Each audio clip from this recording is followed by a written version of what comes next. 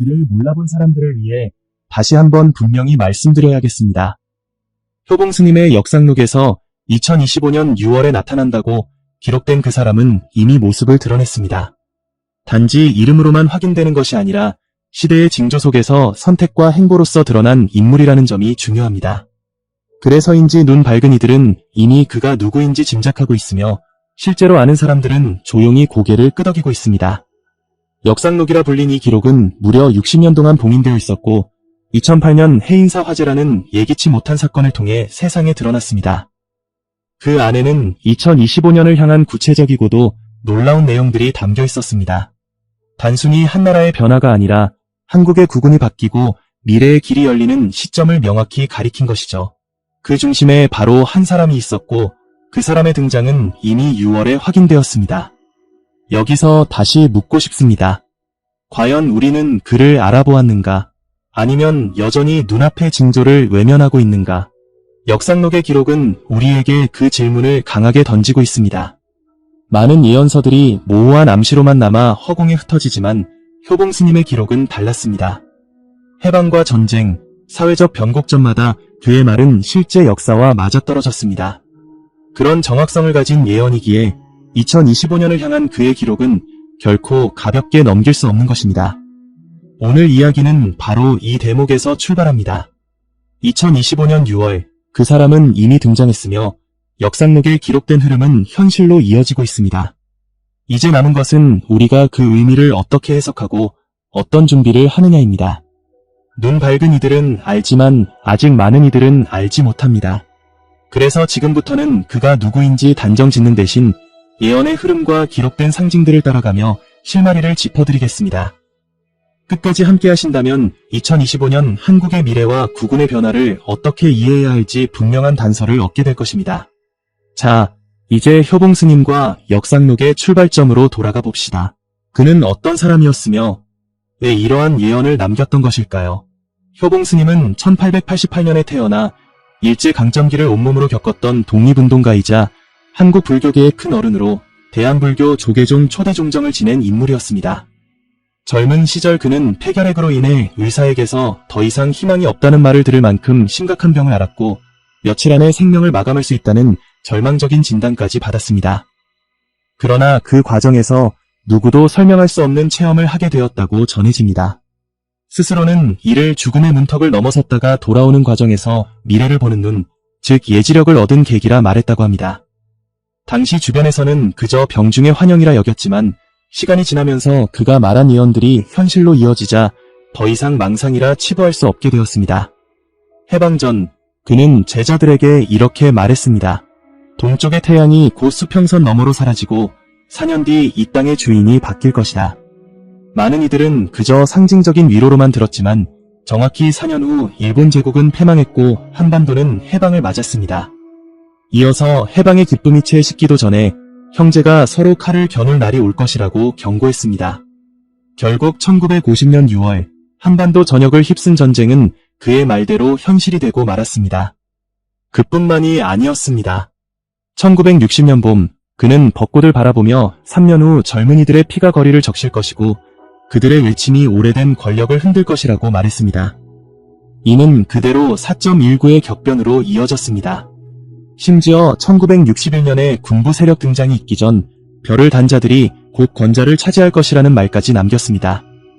당시에는 알 수 없는 말처럼 들렸지만 불과 2년 뒤 실제 사건으로 이어졌습니다. 경제적인 변화에 대해서도 예언은 이어졌습니다. 30년 뒤 돈이 사라지고 나라의 숨결이 바뀔 것이라는 말은 당시 아무도 이해하지 못했지만 1997년 국가 전체를 뒤흔든 외환위기를 겪고 나서야 많은 사람들이 소름 돋듯 그의 말을 떠올렸습니다. 이런 사건 하나하나가 겹치면서 효봉스님이 남긴 말들이 추측이 아니라는 확신이 쌓여갔습니다. 여기서 중요한 점은 과거의 사건들을 놀라울 정도로 정확히 예언했던 그가 가장 강조한 시점이 바로 2025년이라는 것입니다. 다른 어느 시대보다 많은 기록이 집중되네. 그리고 그 안에서 반드시 등장한다고 하는 사람. 이미 6월이 지난 지금 그 의미는 결코 가볍지 않습니다. 이미 나타났다고 기록된 그 사람을 우리는 어떻게 바라봐야 할까요? 역상록은 총 33장으로 기록되어 있었는데 그 특이한 점은 시간이 거꾸로 흘러가는 방식으로 적혀 있었다는 것입니다. 1979년에서 출발해 1948년으로 거슬러 내려가는 식으로 정리되었는데 효봉 스님은 이를 두고 미래에서 과거로 내려오는 길을 따라야 한다고 말했습니다. 이 기록은 시간 위에서 시간을 내려다본 흔적에 가깝다고 할 수 있습니다. 스님은 제자들에게 분명히 당부했습니다. 을사년, 즉 2025년이 오기 전까지는 절대 이 기록을 열어서는 안 된다고요. 그는 때가 무르익기 전에 세상에 던져진 예언은 오히려 혼란을 키우고 사람들을 잘못된 길로 이끌 수 있다고 보았습니다. 그래서 역상록은 해인사 법보전 깊은 금고 속에 봉인되었고 무려 60년 동안 누구도 열지 못했습니다. 그런데 2008년 해인사 화재가 발생하면서 상황은 달라졌습니다. 수많은 문화재들이 위태로운 상황 속에서 소방대원과 승려들이 잿더미를 수습하던 중 오래된 목함 속에서 봉인된 문서가 발견되었습니다. 그것이 바로 역상록이었습니다. 원래대로라면 2025년 전에는 세상에 드러나지 말았어야 하지만 불길은 어쩌면 시대가 더는 기다려줄 수 없다는 신호였는지도 모릅니다. 처음 학자들이 이 문서를 접했을 때는 상징적이고 모호한 글로만 여겼습니다. 그러나 각 장에 적힌 연도와 사건들이 실제 역사와 정확히 맞아떨어진다는 사실이 확인되면서 충격은 커졌습니다. 우연이라고 치부하기에는 해방과 전쟁, 혁명, 경제적 위기까지 모두 기록 속에 담겨 있었던 것입니다. 무엇보다 가장 많은 분량이 집중된 시점은 바로 2025년이었습니다. 33장 가운데도 상당 부분이 이 해를 가리키고 있었고 그 내용은 다른 어떤 시기보다 구체적이었습니다. 효봉 스님은 이 해를 120년에 한 번 하늘이 갈라지는 해라고 기록했는데 이는 1905년 을사조약으로부터 정확히 120년이 되는 시점이기도 했습니다. 역사의 고리가 맞물리듯 그 해에 한국의 국운이 송두리째 뒤바뀔 것이라고 예언한 것입니다. 따라서 역상록은 시대가 도래하기 전까지는 세상에 열어서는 안 될 일종의 시간 봉인이었습니다. 그리고 지금 이미 2025년이 시작되었고 6월을 넘어선 이 시점에서 그 봉인이 풀렸습니다. 역상록이 말한 대전환의 한복판에 우리가 들어와 있는 것입니다. 역상록의 중반부를 넘기면 학자들이 숨을 멈출 수밖에 없었던 구절이 등장합니다. 거기에는 나라의 변화나 시대의 흐름만이 아니라 한 사람에 대한 직접적인 묘사가 담겨 있었습니다. 그 문장들은 지금 이 시점을 살고 있는 우리에게도 소름을 주기에 충분합니다. 효봉 스님은 이렇게 기록했습니다. 푸른 산이 흔들릴 때 남쪽 바다에 파도가 일어서며 새벽빛이 그를 비추리라. 처음만 보아서는 자연 현상을 빗댄 문장처럼 느껴질 수 있습니다. 하지만 이어지는 구절은 더 이상 은유가 아니었습니다. 그는 이름으로 알려지지 않으며 얼굴로 기억되지 않는다. 그는 선택으로 드러날 것이다. 여기서 말하는 선택은 시대와 민중 앞에서 내리는 결정적 순간의 응답을 뜻한다고 해석됩니다. 그래서 그는 이미 2025년 6월에 등장했다고 기록되었고 지금 8월에 이른 우리는 그 사실을 확인할 수 있습니다. 눈 밝은 사람들은 이미 징조를 보고 그가 누구인지 알아차렸습니다. 그러나 여전히 많은 사람들은 무심히 지나치고 있습니다. 예언의 맥락을 더 살펴보면 2025년은 한반도 전체의 국운이 바뀌는 시점으로 설명됩니다. 효봉 스님은 바위가 쪼개지고 물길이 바뀌는 시간이라는 표현을 남겼습니다. 거대한 충격 이후 완전히 새로운 흐름이 시작된다는 뜻이었습니다. 그리고 바로 그 변곡점에서 한 사람의 존재가 나타난다고 했습니다. 이 기록은 지금 우리에게 묵직한 질문을 던집니다. 그는 누구이며 왜 이 시점에 등장한 것일까요? 이미 6월의 모습을 드러냈고 아는 사람은 알고 있습니다. 그러나 아직 많은 이들이 눈치채지 못한 이유는 무엇일까요? 효봉 스님은 그 대목에 대해 이렇게 남겼습니다. 사람들은 그를 알고 있다고 생각하나 사실은 알지 못하리라. 결국 역상록은 우리가 눈앞에서 벌어지는 일들을 어떻게 해석해야 하는지 방향을 제시하는 기록이었습니다. 이제부터 들려드릴 예언의 본문은 바로 이 한 사람의 등장을 둘러싼 가장 중요한 부분입니다. 나는 을사년 여름의 문턱에서 한 사람을 보았다. 그는 권력을 구하지 않았으나 권력이 그를 찾아갔다. 그는 이름이 아니라 걸어온 길로 드러났으며 얼굴이 아니라 선택으로 알려졌다. 많은 이들이 그의 곁을 스쳐갔으나 그가 어떤 짐을 짊어지고 있는지 알아보지 못했다. 그러나 때가 되자 빛은 그를 가리켰고 세상은 그 빛을 외면할 수 없었다. 그의 이마에는 깊고도 맑은 주름이 있었고 그것은 단순한 세월의 흔적이 아니라 지혜가 흘러간 강줄기와 같았다. 그의 귀는 넓게 열려 있었으니 사람들의 울음을 듣고 기쁨을 함께 느끼는 그릇이 되었다. 그의 왼손바닥에는 태극과 북두칠성이 합쳐진 듯한 무늬가 있었으니 이는 하늘과 땅과 사람의 뜻을 함께 품었다는 징표였다. 그는 체제의 중심에서 드러나지 않았다. 오히려 체제의 그림자 속으로 밀려난 적이 있었으며 그 상처가 오히려 사람들의 고통을 껴안을 수 있는 힘이 되었다. 그는 칼로 세상을 움직이지 않고 마음으로 세상을 움직였다. 그는 말로 이끄는 이가 아니었고 스스로 빛이 되어 길을 밝혔으며 누구도 그를 따르라 명하지 않았지만 마지막에는 모든 이들이 그를 따라가게 될 것이다. 그의 눈은 멀리 있었으나 발걸음은 가까이에 있었다. 그는 큰 무대를 바라보지 않았으나 작은 이들의 삶을 돌보며 큰 길을 열었다.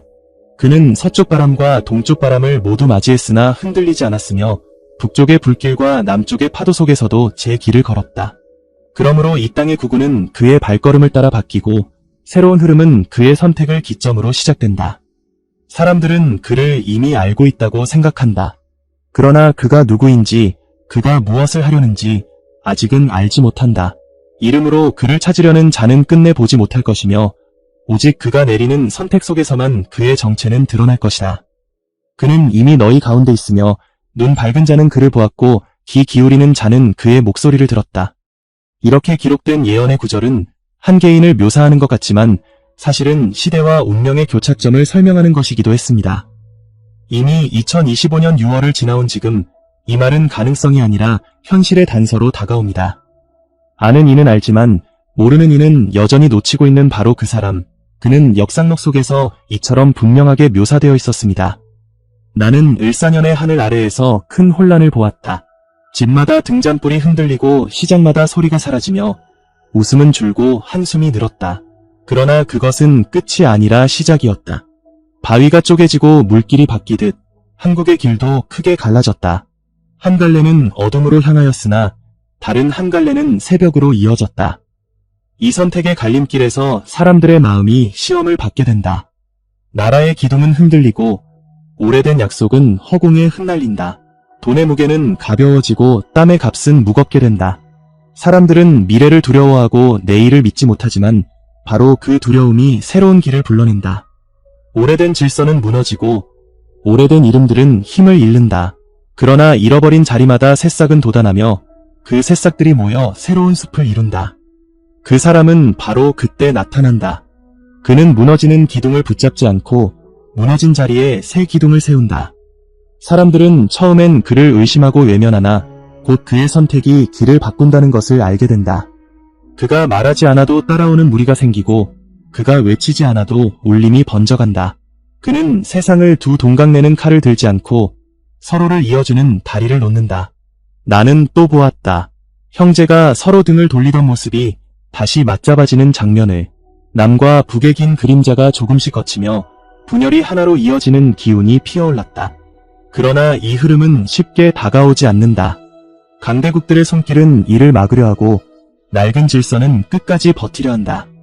그럼에도 조류는 이미 바뀌었으니 그 흐름은 거스를 수 없다. 이 땅의 구구는 이제 낡은 중심에서 벗어나 새로운 방향으로 움직인다. 더 이상 외세의 바람에 끌려가는 길이 아니라 스스로 중심이 되어 바람을 가르는 길이다. 그러나 이 전환은 고통을 동반한다. 집집마다 인내가 필요하고 사람마다 믿음이 요구된다. 어둠은 깊으나 길지 않다. 새벽은 반드시 그 뒤를 잇는다. 그리고 그 사람은 바로 그 새벽의 길잡이로 나타난다. 효봉 스님의 이 구절은 오늘날의 불안한 현실과 겹쳐지며 더 큰 울림을 줍니다. 이미 6월이 지난 지금 우리 사회 곳곳에서 불안과 혼란의 조짐이 드러나고 있습니다. 그러나 이 예언은 그것을 새로운 길로 나아가기 위한 전환의 과정으로 해석하게 만듭니다. 나는 국경 너머를 보았다. 동쪽 바다는 불과 물이 만나며 크게 흔들렸고 섬나라의 해안은 검은 파도와 붉은 불길에 동시에 시험을 받았다. 사람들은 그것을 재앙이라 불렀지만 그것은 또한 새 질서가 열리는 신호였다. 서쪽 대륙에서는 거대한 용이 갈라져 여러 마리로 흩어졌으니 천년 동안 하나로 모였던 땅이 다시 본래의 이름을 찾기 시작하였다. 그 울림은 산맥을 넘어 바다까지 퍼져갔다. 남쪽의 물결은 잠시 잔잔했으나 북쪽의 하늘은 붉게 타올랐다. 그 불길은 오래된 경계선을 비추었고 사람들의 마음을 두 갈래로 갈라놓았다. 그러나 동시에 남쪽 바다에서는 새로운 빛이 솟아올라 갈라진 마음을 잇는 다리가 되었다. 나는 그 다리 위에 서 있는 한 사람을 보았다. 그는 두려움에 흔들리지 않고 분열을 이어 하나로 묶는 자였다. 작은 반도는 그동안 늘 강대국 사이에서 끌려다녔지만 이제는 바람을 가르는 돛이 되었다. 동서의 지혜가 이곳에 모이고 남북의 기운이 이 땅에서 합쳐졌다. 그러므로 한국은 더 이상 변방이 아니라 중심이 되었다. 이 중심은 새로운 문명의 축으로 자리 잡게 될 것이다. 그러나 그 길은 쉽지 않다. 외부의 손길은 한국이 중심이 되는 것을 바라지 않는다. 여러 힘이 얽히고 압력이 더해지며 분열을 조장하려는 속삭임이 사방에서 들려온다. 하지만 바다는 이미 흐름을 바꾸었으니 그 어떤 손길도 완전히 막을 수 없다. 흐름은 강물처럼 흘러가며 결국 하나의 바다로 합쳐진다. 그 사람은 그 모든 소용돌이 속에서 조용히 걸었다. 그는 목소리를 높이지 않았지만 걸음마다 울림이 있었고 울림은 멀리까지 전해졌다. 사람들은 처음에는 그가 누구인지 알아보지 못했으나 점차 그의 발자취를 따라가며 자신들의 길을 찾게 되었다. 한국의 구구는 바로 그의 선택과 맞물려 움직였고 그 선택은 동아시아의 균형을 다시 세우는 초석이 되었다. 효봉스님의 이 기록은 국내의 격변을 넘어 국제정세의 큰 변화를 동시에 보여주었습니다. 일본의 불안, 중국의 균열, 북쪽의 불길, 그리고 한국의 새로운 중심 역할. 이미 2025년 6월 이후 이 구절들을 떠올리게 만드는 현실의 조짐이 나타나고 있습니다. 나는 하늘을 보았다. 동쪽에서 두 별이 가까워져 서로의 빛을 합쳤다. 목성과 금성이 나란히 서는 그날, 땅에서는 큰 변화를 알리는 문이 열렸다. 북쪽 하늘이 붉게 물들 때 남쪽 바다에서 그가 걸어 나왔다. 이는 하늘과 땅이 함께 약속한 신호였다. 그날은 을사년의 여름, 해가 가장 길고 어둠이 가장 짧은 때였다. 많은 이들은 그것을 별의 춤이라 부르며 흘려보냈으나 나는 알았다. 그것은 그 사람이 모습을 드러내는 때라는 것을. 그는 이미 그날에 세상 속으로 나아갔고 눈 밝은 자들은 그의 걸음을 알아보았다. 그러나 이름으로만 그를 찾는 자들은 여전히 보지 못했다. 나는 기록한다. 별이 서로를 비출 때 새벽빛은 그를 감싼다. 그러나 그 빛은 소리 없는 빛이니 들으려 하지 않는 자는 끝내 보지 못하리라. 사람들은 그가 이미 우리 가운데 있다는 사실을 인정하기 힘들어할 것이다. 그러나 6월의 하늘은 이미 그를 드러냈다. 그는 큰 무리를 이끌며 나타나지 않았다. 오히려 조용히, 그러나 분명히 드러났다. 그는 소리 없는 강물처럼 흘렀고 그 흐름은 막을 수 없었다. 그의 행보는 누군가의 지시에 의한 것이 아니라 시대가 스스로 불러낸 것이었다. 그러므로 그는 등장했지만 등장하지 않은 듯했고 많은 이들이 알면서도 알아차리지 못했다. 나는 다시 본다. 어둠 속에서 별빛이 모이는 장면을. 그 가운데서 그 사람은 고개를 들었다. 눈에는 고통이 있었으나 동시에 깊은 자비가 있었다. 그는 그 고통을 숨기지 않았으며 오히려 그 고통으로 세상을 품으려 했다. 그가 나타난 그날 이후 이 땅의 구구는 이미 방향을 바꾸었다. 이제는 더 이상 되돌릴 수 없다. 이 구절은 2025년 6월의 실제 천문 현상, 목성과 금성이 가까워진 사건과도 맞물립니다. 당시 이를 흘려본 사람도 많았지만 역상록의 구절을 아는 이들에게는 그것이 곧 신호였습니다. 지금 8월의 시점에서 돌아보면 그때 이미 그는 드러났다는 사실이 분명해집니다. 나는 그 사람의 얼굴을 보았다. 그러나 그는 이름으로 불리지 않았다. 그의 이마에는 세월이 남긴 주름이 있었지만 그 주름은 지혜의 강줄기였다. 그의 눈빛은 멀리 있었으나 동시에 가까이 있었고 고통을 아는 눈물이 스며 있었지만 자비가 먼저 흘렀다. 그는 상처 입은 자였으나 그 상처 때문에 세상을 치유할 수 있었다. 그는 높은 자리에 앉아있지 않았다. 오히려 잊혀지고 밀려난 자리에서 오랫동안 머물렀다. 그러나 바로 그 자리에서 사람들의 슬픔과 분노를 가장 가까이서 바라보았다. 그는 권력의 중심에 있지 않았으나 권력의 그림자 속에서 더 많은 목소리를 들었다. 그러므로 그는 권력보다 깊었고 이름보다 넓었다. 나는 기록한다. 그는 칼을 들지 않는다. 그는 다리를 놓는다. 그는 명령하지 않는다. 그는 스스로 빛이 된다. 그는 따르라 하지 않는다. 그러나 모든 이가 마지막에는 그를 따른다. 사람들은 그의 발걸음을 보고 나서야 자신들의 길을 깨닫게 된다. 그는 한 사람의 힘으로 움직이지 않고 많은 이들의 마음을 모아 하나로 만든다. 그의 손에는 태극과 북두칠성이 합쳐진 듯한 문양이 새겨져 있었다. 이는 하늘과 땅, 그리고 사람의 뜻이 모인 상징이었다. 그의 목소리는 크지 않았으나 멀리 울려 퍼졌고 그의 침묵조차 메아리가 되어 사람들의 가슴에 남았다. 사람들은 말할 것이다. 나는 그를 안다. 그러나 그것은 겉모습에 불과하다. 그가 누구인지, 그가 왜 나타났는지, 그것은 그의 선택이 드러날 때 비로소 알게 된다. 그러므로 그는 이미 우리 곁에 있으나 아직 많은 이들이 그를 모른다. 그의 등장은 번개처럼 요란하지 않았다. 오히려 조용한 비처럼 스며들었고 많은 이들이 비가 그친 뒤에야 자신이 젖어 있음을 깨닫게 되었다. 나는 본다. 사람들이 어느 날 갑자기 고개를 돌려 그를 바라보는 장면을. 그는 그 자리에 늘 있었으나 이제야 세상이 알아본다. 이 묘사는 인물의 외형을 설명하는 것을 넘어 그의 존재 방식과 시대적 의미를 드러냅니다. 효봉 스님은 반복해서 그는 이미 너희 가운데 있다 라고 말했습니다. 지금 2025년 8월을 지나며 돌아보면 이 구절이 지닌 현실감은 더 이상 외면하기 어렵습니다.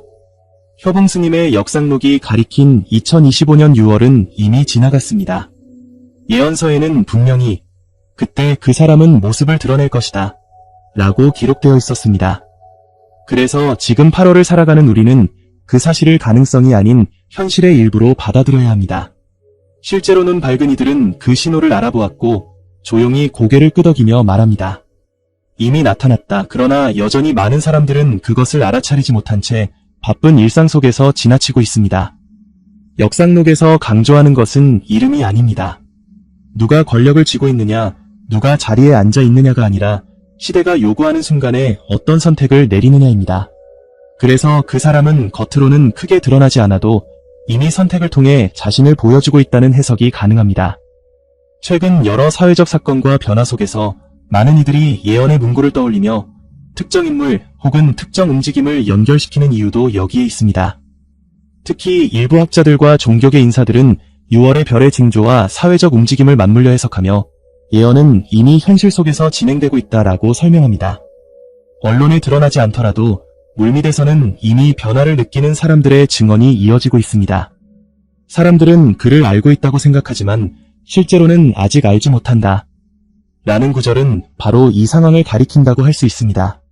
그렇다면 왜 많은 사람들이 아직도 알아차리지 못하는 걸까요? 이유는 단순합니다. 그는 요란한 등장을 택하지 않았기 때문입니다. 번개처럼 요란하게 나타난 인물이 아니라 조용히 그러나 분명히 스며든 존재이기 때문입니다.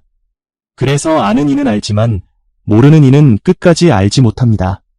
이는 효봉 스님이 말한 이름으로 그를 찾는 자는 끝내 보지 못하리라는 경고와 정확히 이어집니다. 지금 우리가 서 있는 자리에서 돌아보면 6월을 기점으로 사회의 공기와 흐름이 달라졌음을 감지할 수 있습니다. 불안과 혼란의 기운 속에서 동시에 새로운 가능성이 움트고 있고 이는 우연이라기보다는 역상록의 예언과 맞닿아 있다고 볼 수 있습니다. 결국 2025년의 이 시점은 그 사람을 알아보느냐 아니면 여전히 눈 감고 지나가느냐의 갈림길일지도 모릅니다. 나는 보았다. 을사년의 혼란이 지나간 뒤 이 땅은 전혀 다른 빛으로 바뀌는 것을. 어둠은 깊었으나 길지 않았고 새벽은 반드시 그 뒤를 따랐다. 겨울이 가장 차가울 때 봄은 이미 땅속에서 움트고 있었듯 혼란의 계절이 지나자 한국의 하늘은 맑아지고 사람들의 얼굴은 다시 빛을 되찾았다. 새로운 시대의 기운은 세 가지로 드러났다. 첫째, 기술과 지혜가 합쳐져 세계의 중심에 서는 모습이었다. 작은 반도의 기술이 먼 나라들을 움직였고 그 기술은 사람들의 삶을 바꾸는 지혜와 연결되었다. 둘째, 문화와 정신이 세계에 울려 퍼졌다. 노래와 글, 그리고 전통 속에서 나온 힘이 국경을 넘어 사람들의 마음을 하나로 이어주었다. 셋째, 분열을 넘어선 새로운 질서가 자리 잡았다. 남과 북은 오래된 경계를 조금씩 거두었고 동서의 갈림도 이 땅에서부터 있기 시작했다. 그 중심에는 한 사람이 있었다. 그는 혼란 속에서 길잡이가 되었고 빛이 되었다. 그러나 그는 자신을 지도자라 부르지 않았고 이름으로 앞세우지 않았다. 그는 단지 행동으로, 선택으로, 그리고 침묵으로 드러났다. 사람들은 그를 통해 서로를 바라보게 되었고 그를 통해 자신들의 길을 찾게 되었다. 나는 기록한다. 작은 반도가 세계의 축이 된다. 바람은 더 이상 그를 끌지 못하고 오히려 그가 바람을 가른다. 그의 발걸음을 따라 구군이 움직이고 그의 선택을 따라 세계의 길이 바뀐다. 그러나 이 변화는 단숨에 이루어지지 않았다. 2025년 이후에도 여러 해 동안 흔들림과 갈등이 이어졌다. 강대국들은 그 길을 막으려 했고 낡은 질서는 끝까지 버텼다. 그러나 강물은 바위를 만나도 멈추지 않고 돌아 흘러가듯 흐름은 결국 멈추지 않았다. 한국은 중심이 되었고 그 사람은 그 중심을 비추는 등불이 되었다.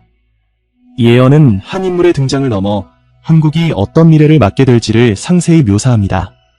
경제적, 문화적, 정치적, 영적 측면에서 동시에 중심이 되는 한국의 모습은 지금의 혼란을 넘어선 이후에 펼쳐질 장면이라는 점에서 더욱 의미가 큽니다. 나는 본다. 큰 물결이 몰려올 때 준비한 자는 흔들리지 않고 준비하지 않은 자는 휩쓸린다. 그러므로 너희는 두려움으로 움츠리지 말고 스스로를 단단히 세워야 한다. 준비는 멀리 있지 않다. 첫째는 마음의 준비다. 외면보다 내면을, 소유보다 존재를 바라보라.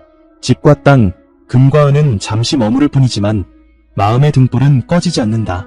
마음이 밝으면 어둠 속에서도 길을 찾고 마음이 어두우면 밝은 대낮에도 길을 잃는다. 둘째는 이웃과의 준비다. 분열은 약함을 부르고 연결은 힘을 만든다. 가족과 이웃 사이의 담장을 낮추고 세대와 지역의 벽을 허물라. 홀로선 나무는 바람에 쉽게 쓰러지지만 숲을 이룬 나무는 태풍에도 버틴다. 너희가 숲을 이루면 어떤 바람에도 흔들리지 않으리라. 셋째는 삶의 준비다. 다가올 물결은 삶의 방식을 바꾸리니 지식과 기술을 준비하라. 새 시대는 힘보다 지혜를 원하고 금보다 신뢰를 필요로 한다. 작은 습관과 작은 준비가 너희를 지켜낼 것이다. 나는 기록한다. 포기하고 싶은 날이 올 것이다. 의심하게 될 순간도, 나만 뒤처지는 것 같은 순간도 올 것이다. 그러나 그때마다 기억하라. 그 사람은 오직 버텨낸 자에게 나타난다. 인내한 자만이 새벽의 빛을 보리라. 그러므로 시험이 다가올 때 그것을 저주하지 말라. 이는 벌이 아니라 새 길로 가는 문이다. 겨울의 추위가 깊을수록 봄의 꽃은 더 크게 피어난다. 두려움이 클수록 희망은 더 빛난다. 그러니 지금 너희가 해야 할 일은 단순하다. 버티고 준비하고 서로를 붙잡는 것이다. 효봉 스님의 이 메시지는 개인에게 건네는 조언이기도 합니다. 시대가 바뀔 때마다 개인은 흔들릴 수밖에 없지만 그 시기를 어떻게 준비하느냐에 따라 미래를 맞이하는 힘은 달라집니다. 지금 2025년 8월을 사는 우리에게 이 구절은 현실적인 경고이자 동시에 희망의 약속이 됩니다. 나는 보았다. 을사년의 혼란이 지나간 뒤 이 땅은 전혀 새로운 길 위에 서게 되었다. 무너진 담장은 다시 세워지지 않았고 오히려 넓은 길이 열렸다. 작은 반도는 더 이상 좁지 않았다. 남쪽은 바다로 북쪽은 대륙으로 이어졌으며 동과 서의 지혜가 이곳에서 만났다. 나는 본다. 서울의 하늘은 오래된 장막이 걷히고 맑아진다. 부산은 바다를 건너는 다리가 되어 수많은 나라의 발걸음이 모여든다. 평양은 대륙을 여는 문이 되고 백두는 온 인류가 찾는 영적 성지가 된다. 이 세 도시는 서로 다른 역할을 맡으면서도 하나의 큰 몸처럼 움직인다. 이 변화는 문명의 새 축이었다. 사람들은 한국에서 새로운 삶의 방식을 보았다. 물질과 정신이 균형을 이루고 과거와 미래가 연결되는 길을 발견했다. 한국은 이제 변방이 아니라 인류의 중심이 되었다. 나는 기록한다. 을사년 뒤 7년 동안 이 땅은 5000년 역사 중 가장 빛나는 시기를 맞이한다. 그 시기는 찬란하여 많은 이들이 먼 길을 와서 배운다. 이곳은 더 이상 좁은 땅이 아니며 온 세상의 길이 모이는 터전이 된다. 그러나 이 빛나는 시기는 저절로 주어지지 않았다. 그것은 오직 준비한 자들, 버텨낸 자들, 그리고 서로를 붙든 이들에 의해 완성되었다. 그 사람은 그 중심에서 길을 밝혔으나 홀로 모든 것을 한 것이 아니었다.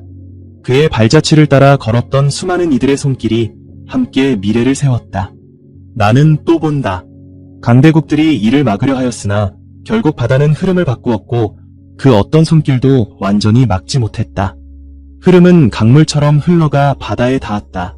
그리고 그 바다는 이름 없는 수많은 이들의 땀과 눈물로 이루어졌다. 그것이 한국의 국운을 새롭게 만든 힘이었다. 이 구절은 2025년 이후 우리가 어떤 선택을 하느냐에 따라 현실로 이어질 수 있는 미래상을 보여줍니다. 이미 혼란의 시기는 시작되었고 지금은 그 다음 단계로 넘어가는 길목에 서 있습니다. 나는 과거에서 미래를 바라보며 기록한다. 운명은 정해진 길이 아니다. 그것은 드러나는 길이다. 그리고 그 길은 너희가 어떤 선택을 하느냐에 따라 달라진다. 내가 본 것은 가능성의 미래이며 그것을 실현할지는 너희의 몫이다. 일사년의 어둠은 반드시 지나간다. 그러나 그것을 버텨낸 자만이 새벽의 빛을 볼 수 있다. 나는 말한다. 준비하라. 너희 마음을, 너희 공동체를, 너희 삶을 준비하라. 준비된 자는 변화의 파도 위에서 길을 찾을 것이고 준비하지 않은 자는 파도에 휩쓸릴 것이다. 그 사람은 이미 너희 가운데 있다. 이름으로 찾지 말라. 겉모습으로 단정하지 말라. 그의 선택 속에서, 그의 걸음 속에서, 그리고 그의 침묵 속에서 너희는 그를 알게 될 것이다. 그는 권세를 원하지 않으나 결국 많은 이들이 그를 따른다. 그는 칼을 들지 않으나 분열된 것을 하나로 묶는다. 그는 외치지 않으나 세상은 그의 울림을 듣는다. 나는 마지막으로 기록한다. 너희의 미래는 멀리 있지 않다. 지금 이 순간 너희가 내리는 선택 속에 있다. 두려움은 너희를 묶지만 희망은 너희를 이끈다. 그러니 희망을 붙들라. 그것이 새벽을 부르는 불빛이 된다. 나는 더 이상 말하지 않겠다. 나의 기록은 여기서 멈추지만 너희의 기록은 이제 시작된다. 일사년은 단지 끝이 아니라 새로운 문이다. 그 문을 열고 나아갈지 닫고 뒤돌아설지는 오직 너희의 몫이다. 이 마지막 구절은 역상록 전체의 핵심을 보여줍니다. 미래는 정해져 있지 않고 우리가 만들어가는 것이라는 메시지. 그리고 이미 나타난 그 사람을 알아보는 것은 이름이나 지위가 아니라 그의 선택과 걸음을 통해서라는 점. 지금 2025년 8월을 살아가는 우리에게 이 말은 직접적인 질문이자 당부로 다가옵니다. 지금까지 살펴본 효봉 스님의 역상록은 이미 지나온 역사 속에서 그의 말들은 놀라울 만큼 현실이 되었고 올해 2025년 6월의 시점 역시 예언과 맞물리며 다시금 우리 앞에 다가왔습니다. 많은 사람들은 여전히 무심히 지나가고 있지만 눈 밝은 사람들은 그가 이미 드러났다는 사실을 느끼고 있습니다. 이름이 아니라 선택으로, 외침이 아니라 걸음으로 드러난다는 스님의 말은 지금 우리에게도 뚜렷한 울림을 줍니다. 이제 중요한 것은 우리의 태도입니다. 역상록이 전하는 핵심은 미래 예측이 아닙니다. 그것은 질문입니다. 너희는 어떻게 준비하고 있는가? 스님은 마음의 준비, 이웃과의 준비, 삶의 준비를 강조했습니다. 어둠의 계절은 이미 시작되었으나 길지 않고 준비된 자에게는 새로운 길이 열린다고 했습니다. 그리고 그 중심에는 한 사람이 있지만 그 사람만으로는 길이 완성되지 않습니다. 함께 버텨낸 수많은 사람들이 있어야 비로소 새 시대가 열린다는 점을 분명히 했습니다. 2025년 지금 우리는 역상록의 한 페이지 속에 들어와 있습니다. 이 기록을 신비한 이야기로만 받아들이지 말고 현실을 읽는 또 하나의 시선으로 삼을 필요가 있습니다. 스님은 말했습니다. 운명은 정해진 것이 아니라 드러나는 것이다. 그렇다면 지금 우리의 선택이 미래를 만들어가는 과정임을 잊지 말아야 합니다. 이 영상을 끝까지 보신 여러분은 이제 같은 질문을 받게 됩니다. 이미 나타난 그 사람을 어떻게 바라볼 것인가? 그리고 다가올 새벽을 어떻게 준비할 것인가? 역상록은 답을 강요하지 않습니다. 다만 우리가 스스로 답을 찾게끔 거울을 내어놓습니다. 여러분의 생각은 어떠신가요? 그 사람이 누구라고 생각하십니까? 그는 어떤 선택을 통해 드러날 것이라 보십니까? 여러분의 의견을 나눠주신다면 함께 큰 그림을 완성하는 데 소중한 단서가 될 것입니다. 앞으로도 저희는 역상록을 비롯해 한국의 미래와 국운을 비추는 다양한 예언과 기록들을 계속 탐구해 나가겠습니다. 구독과 알림 설정을 해주신다면 여러분과 함께 이 여정을 더 깊이 이어갈 수 있습니다. 끝으로 효봉 스님의 말을 다시 한번 전하며 마무리합니다. 준비된 자만이 운명을 감당할 수 있다. 지금이 바로 그 준비의 시간입니다.